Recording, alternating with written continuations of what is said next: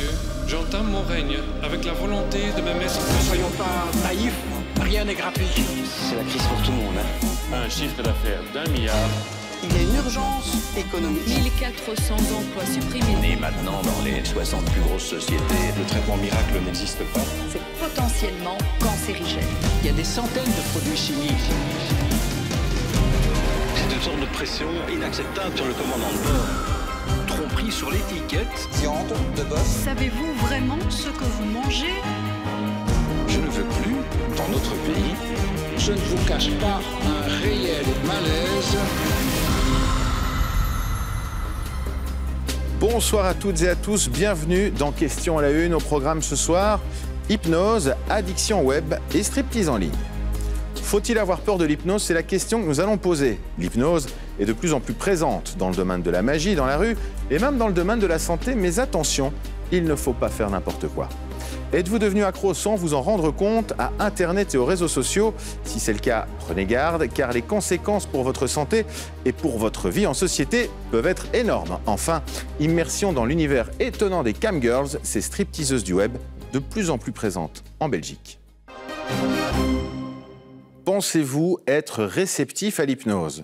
Vous devriez vous poser la question, car de nos jours, l'hypnose est omniprésente dans les salles de spectacle, dans les salles d'opération, et vous allez le voir, même dans la rue.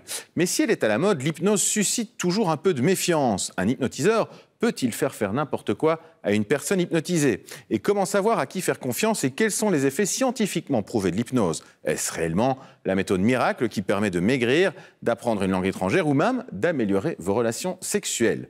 Pour le savoir, regardez l'enquête de Frédéric Gersdorf et de Renaud Oyois. Faut-il avoir peur de l'hypnose? Combien de temps passez-vous chaque jour sur les réseaux sociaux ou sur votre smartphone? Et combien d'heures consacrez-vous à surfer sur le web? Prenez garde, car quand il est impossible de décrocher et que la souffrance ou le manque s'installe, alors la cyberdépendance peut devenir un problème de santé publique. C'est en tout cas le constat que pose l'Organisation mondiale de la santé. Est-ce une maladie? Existe-t-il des traitements? Et surtout, quel est le business qui se met en place autour du sevrage à Internet? Réponse à toutes ces questions avec l'enquête d'Éric Destiné et de Stéphanie De Smet. Internet, tablette, smartphone, l'overdose.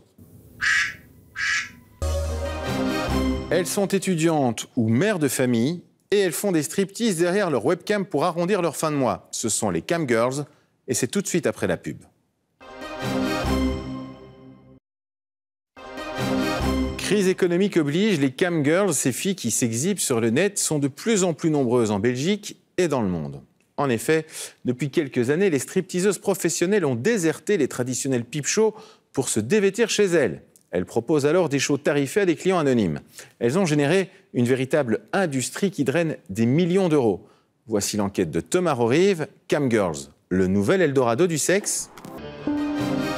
Question à la Une se termine, mais rendez-vous le 16 novembre pour 2 nouvelles enquêtes. Les régimes sans, tout d'abord, sans sucre, sans lactose, sans gluten, sans protéines et même sans manger. Ils sont très à la mode, mais sont-ils réellement bénéfiques pour votre santé? Enfin, deuxième question, même s'ils se ressemblent, faut-il mettre tous les œufs dans le même panier? Enquête sur un élément essentiel de votre alimentation. D'ici là, continuez à vous informer encore et toujours avec la RTBF, bien entendu. Très bonne fin de soirée à vous. Dans quelques instants, un documentaire intitulé Rêver du futur, l'alimentation du futur. À tout de suite sur la Une.